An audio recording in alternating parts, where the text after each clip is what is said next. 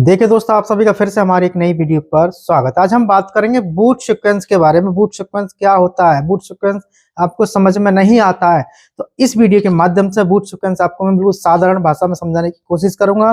इस वीडियो को 2-3 बार आप देखेंगे तो आप बूट सीक्वेंस अच्छे से समझ पाएंगे।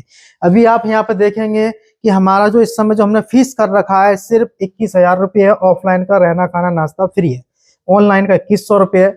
ये दोनों जो फीस है हमारी सिर्फ फरवरी और मार्च तक के लिए है। सीट बुकिंग के लिए 2 नंबर जो देख रहे हैं, इन दोनों नंबरों पर सीट बुकिंग करानी है। जो कोर्स दूसरी जगह 25, 30, 50, 60 हजारों रुपए में सीखते हैं, वही कोर्स हम आपको सिर्फ 21,000 रुपए में ऑफलाइन में, ऑनलाइन में 2100 रुपए में सिखा रहे हैं। फीस कम लेते हैं इसका मतलब भी नहीं होता कम सिखाते हैं, वही चीज सिखाते हैं जो आप इतने पैसे में सीखते हैं।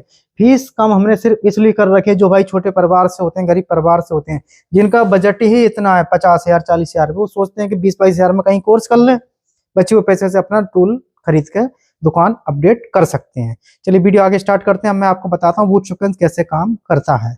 देखिए बूट सीक्वेंस, देखिए पावर आईसी के अंदर जो सर्किट होता है वो कैसे काम करता है, पावर आईसी कैसे काम करती है, पहले आपको ये जानना जरूरी है। तो इस वीडियो में मैं कोशिश करूंगा आपको हर एक चीज, हर एक बात अच्छे से समझाने की। आप देख रहे हैं यहाँ पे एक पावर आईसी है, ये क्या है, पीएम आईसी है। कोई भी पीएम आईसी हो, कोई दिक्कत नहीं है। इसके पास आप यहाँ पे देखेंगे, इस पे क्या है, यहाँ पे एक क्रिस्टल है। तो 2 चीजें आपको दिखाई दे रही हैं। इसके पास में जो आप देख रहे हैं ये क्या है, ये सारी जो बक कॉइल होती है। अब ये सर्किट काम कैसे करता है इसको जानना है। देखिए पहले आपको सर्किट की नॉलेज होनी चाहिए, उसके बाद में आप रिपेयरिंग कर सकते हैं, चीजों को समझ सकते हैं। जो पावर आईसी है, देखिए पावर आईसी के अंदर क्या होता है, इसके अंदर इस तरीके से हम यहाँ पे समझते हैं बारीकी से। जैसे कि आप यहाँ देखेंगे, यहाँ पे इसके अंदर 3 पार्ट हम कर लेते हैं, ठीक है। 1 पार्ट, 2 पार्ट और 3 पार्ट। अब बूट सीक्वेंस है क्या, बूट सीक्वेंस मतलब किसी चीज को बूट कराना, किसी को एक्टिव करना, वही होता है बूट सीक्वेंस। यानी कि पावर आईसी से जो सीपीयू ईएमएमसी एक्टिव किए जाते हैं, कब होंगे, कैसे होंगे, इसी को कहते हैं बूट सीक्वेंस। यानी कि कब कितने वोल्टेज कहाँ पे मिलने चाहिए, इसी को बोलते हैं बूट सीक्वेंस। देखिए यहाँ पे 1, 2, 3 पार्ट मैंने यहाँ पे बना दिए है। अब इनके अंदर क्या रहेगा, पावर आईसी को ऑन करने के लिए सबसे पहले आपको क्या चाहिए, पावर आईसी को ऑन करने के लिए सबसे पहले आपको जो यहाँ पे सप्लाई चाहिएगी वो आता है बीपीएच या VSYS।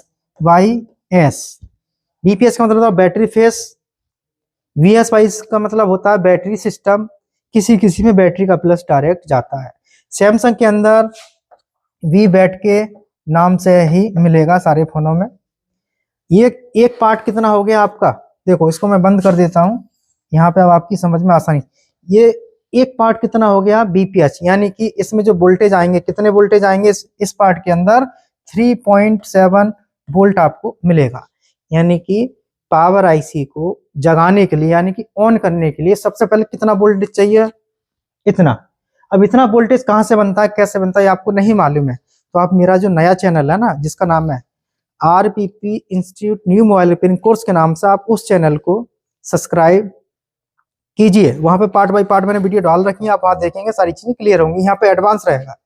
इसके बाद आप यहाँ पे देख रहे हैं पार्ट 1 और 2, ठीक है। तो एक पार्ट तो आपका हो गया इसमें, किसका, बीपीएच का।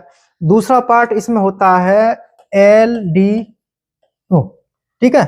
अब तीसरा पार्ट या 1 पार्ट इसका जो रहेगा आपका इसके अंदर, वो रहेगा आपका बक। क्या रहेगा इसमें, बक। ये होते हैं बक बोल्ट। अब आपको समझना क्या, देखिए यहाँ पे आपको समझना यह है कि इसके पार्ट में हटा देता हूं। तो पावर आईसी 3 तरीके से काम करेगी। पहले इसको ऑन करने के लिए वोल्टेज चाहिए, सबसे पहले क्या चाहिए, वोल्टेज। उसके बाद में दूसरी सप्लाई क्या बनती है, बक बनता है। जो आप देख रहे हैं इन कॉइलों पर बक वोल्टेज बनते हैं।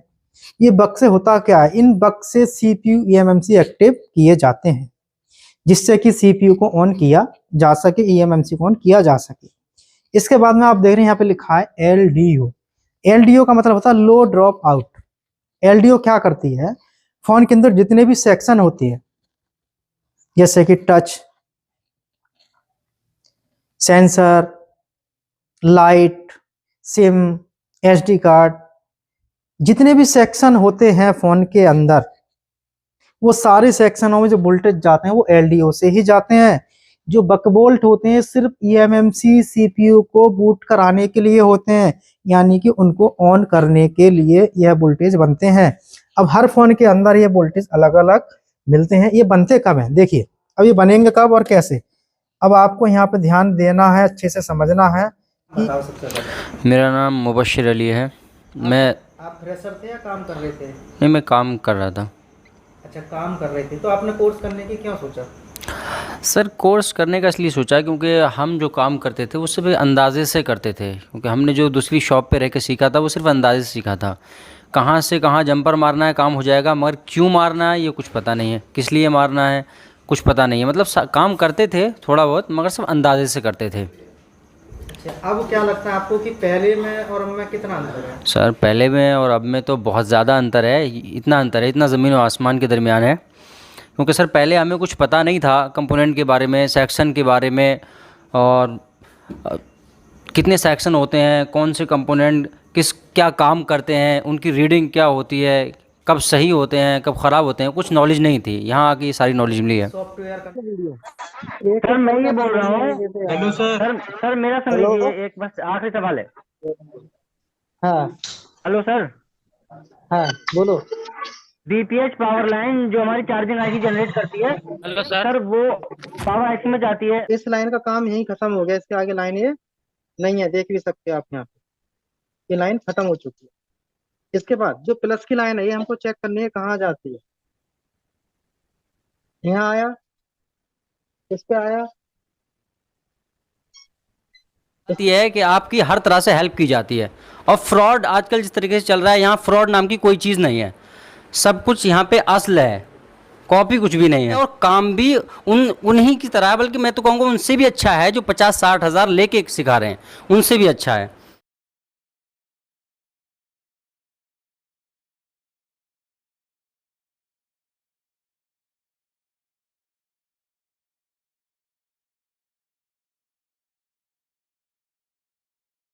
ठीक है।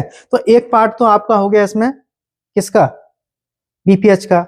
दूसरा पार्ट इसमें होता है एलडीओ, ठीक है। अब तीसरा पार्ट या वन पार्ट इसका जो रहेगा आपका इसके अंदर, वो रहेगा आपका बक। क्या रहेगा इसमें? बक। ये होते हैं बक बोल्ट। अब आपको समझना क्या, देखिए यहाँ पे आपको समझना यह है कि इसके पार्ट में हटा देता। तो पावर आईसी तीन तरीके से काम करेगी। पहले इसको ऑन करने के लिए वोल्टेज चाहिए, सबसे पहले क्या चाहिए? वोल्टेज। उसके बाद में दूसरी सप्लाई क्या बनती है? बक बनता है।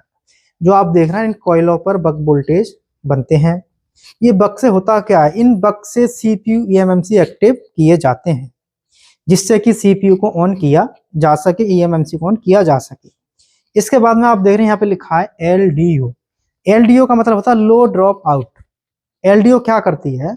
फोन के अंदर जितने भी सेक्शन होते हैं, जैसे कि touch, sensor, light, SIM, SD card, जितने भी सेक्शन होते हैं फोन के अंदर, वो सारे सेक्शनों में जो वोल्टेज जाते हैं वो एलडीओ से ही जाते हैं। जो बकबोल्ट होते हैं सिर्फ ईएमएमसी सीपीयू को बूट कराने के लिए होते हैं, यानी कि उनको ऑन करने के लिए यह वोल्टेज बनते हैं।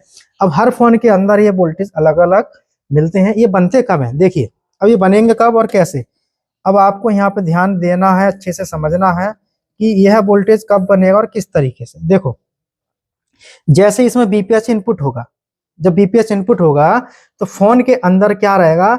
आप इसके अंदर से जब पावर बटन को, जो मोबाइल का जो ऑन ऑफ स्विच होता है, जब आप इसको प्रेस करते हैं, जब आप इसको प्रेस करते हैं बीपीएच आने के बाद में फोन को बटन प्रेस करेंगे तो क्या होता है? क्रिस्टल एक्टिव होता है सबसे पहले। जब क्रिस्टल एक्टिव हो जाएगा, क्रिस्टल कनेक्शन कैसे होते हैं? इनके कनेक्शन पावर आईसी से इस तरीके से पावर आईसी से 3 पिन कनेक्टेड होती हैं, एक पिन इसकी ग्राउंड होती है। अब जब तक क्रिस्टल एक्टिव नहीं होगा, क्रिस्टल एक्टिव यानी कि ऑन करने के लिए इसके लिए 1.8 वोल्ट एलडीओ आता है, ठीक है। जब तक यह एक्टिव नहीं होगा, जब तक इसमें हमारे कोई भी बक बोल्ट नहीं बनेंगे। ध्यान रखना, इसका मतलब क्या है कि जब तक क्रिस्टल खराब रहेगा तो इसमें से हमारा कोई भी वोल्टेज नहीं बनेगा, CPU eMMC नहीं ऑन होंगे। तो बक ना बनने का कारण क्रिस्टल भी हो सकता है, BPH भी हो सकती है, और इनमें से कोई भी कॉइल खराब हो सकती है। बक आप चेक करेंगे कैसे? फोन के अंदर आपको बैटरी लगानी है, बैटरी लगाने के बाद पावर बटन को आप शॉर्ट कर सकते हैं ग्राउंड से, पावर बटन को आप शॉर्ट कर सकते हैं इस तरीके से जो है ग्राउंड से शॉर्ट करने के बाद में मल्टीमीटर आपको लगाना है DC 20 वोल्ट पे। इसकी काली पिन आपको कहीं भी ग्राउंड करनी है, लाल पिन से क्या करेंगे, जो लाल पिन है इसकी, इस कॉइल पे, इस कॉइल पे, इस कॉइल पे, इस कॉइल पे, इन सारी कॉइलों के दोनों सिरे पर वोल्टेज चेक करने हैं। यदि इन पे वोल्टेज बन जाते हैं तो इसका मतलब है इसका बक सर्किट ओके है। LDO नहीं बनता है तो LDO सर्किट प्रॉब्लम में है। तो आप क्या कर सकते हैं, IC को रिवॉल्व करके बिठा सकते हैं। रिवॉल्व करके सर्किट काम नहीं करता है, बूट सीक्वेंस आपका नहीं बनता है, तो आपको क्या करना होगा, पावर IC आपको चेंज करनी होगी। पावर IC चेंज कर दिए, रिवॉल्व कर दिए, फिर भी नहीं हो पा रहा, तो आपका सब ध्यान कहाँ जाना चाहिए, फिर क्रिस्टल के ऊपर जाना चाहिए। या पावर IC पर काम करने से पहले बोर्ड फ्रेश है तो आप क्रिस्टल को रिसोल्ड करिए, एक बार चेंज करके देखिए। फिर भी नहीं हो रहा तो आप क्रिस्टल को हटा के जो मैंने 3 पॉइंट बताए, 3 पॉइंटों पर आपको GR मिलेगा, 1 पॉइंट इसका ग्राउंड मिलेगा। ये चीजें आपको यहाँ पर सबसे पहले देखनी है। तो पावर IC के अंदर एक पार्ट इसमें क्या होता है, BPH, 2 बक बनेगा, नंबर 3 पर LDO बनेंगे। इनको नंबर को कैसे भी कर सकते हैं, यहाँ पे मैंने दोनों तरीके से आपको समझाया है और बताया है कि पावर IC का बूट सीक्वेंस कैसे काम करता है, यानी कि कब किसको कितना वोल्ट चाहिए वो पावर IC का काम होता है। यानी कि इसका नाम क्या है, PM, यानी कि पावर मैनेजमेंट, यानी कि ये फोन के अंदर एक मैनेजर है, सारी चीजें अपने पास रखेगा, जो BPH आ रही है जितनी भी आएंगी, कब किसको कितना वोल्ट देने हैं, पावर बटन स्विच होने के बाद बक और LDO निकलेंगे जिनके द्वारा सर्किट को ऑन किया जाता है। तो यहाँ पे मैंने आपको समझाया है कि पावर IC किस तरीके से काम करती है। बूट सीक्वेंस आपकी समझ में नहीं आता है, इसकी एक प्रैक्टिकल वीडियो मैं आपको बना के दूंगा, यदि आप कमेंट करते हैं तो। वीडियो देखने के लिए आप सभी दोस्तों का बहुत बहुत धन्यवाद।